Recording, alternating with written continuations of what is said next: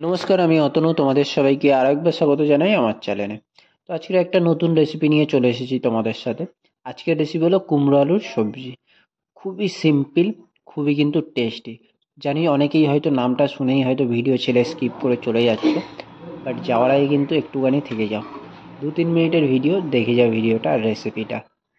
সত্যি বলছি, ছোটবেলায় যখন মা আমাদেরকে কুমড়ো করে দিত আমরা খেতে চাইতাম না, কিন্তু এই রেসিপিটা যদি তোমরা বাড়িতে বানাও, বাচ্চাদেরও দাও, নিজেরাও করে খাও, এতটা টেস্টি লাগবে কোনো বাচ্চা বারণ করবে না। রুটি দিয়ে, ভাত দিয়ে, যে কোনো কিছু দিয়ে খেতে পারবে। তো চলো শুরু করা যাক আজকে কুমড়ো আলুর সবজি। তো সবার প্রথমে আমি 4টে আলু নিয়েছিলাম, মানে ছোট ছোট পিস করে, একটা আলু 4টে পিস করে।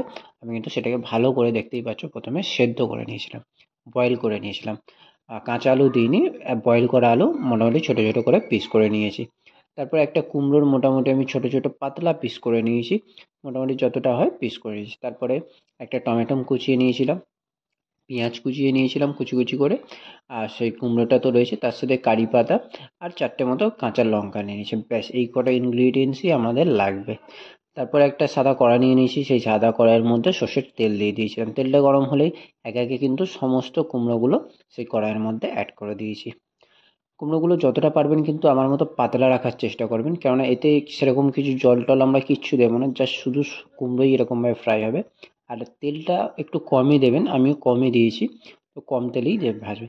তারপরে এই কুমড়োটা তেলে দেওয়ার পরে তার মধ্যে কিন্তু অল্প পরিমাণে জিরে, তারপরে কিন্তু তাতে সেই পেঁয়াজগুলো, তারপরে টমেটো, সবকটাই কিন্তু অ্যাড করে দেবো। মোটামুটি 2-4 মিনিট পরে তারপরে কাঁচা লঙ্কাটাও তাতে অ্যাড করে দেবো।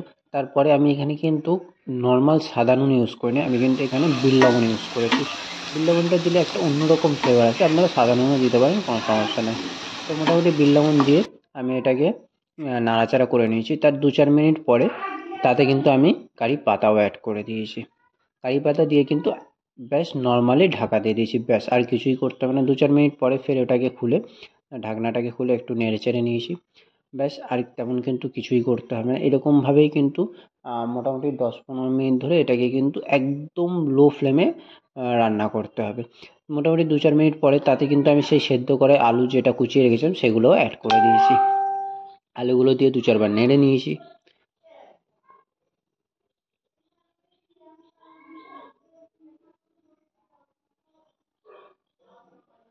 ব্যাস 2-4 বার নাড়াচাড়া হয়ে যাওয়ার পরে আমি কিন্তু তাতে, আমার কাছে ছিল অরিগ্যানো, তো অরিগ্যানো একটু করে উপর থেকে ছড়িয়ে দিয়েছি। আপনার কাছে না থাকলে কোনো সমস্যা নেই, অরিগ্যানো দেওয়ার দরকার নেই।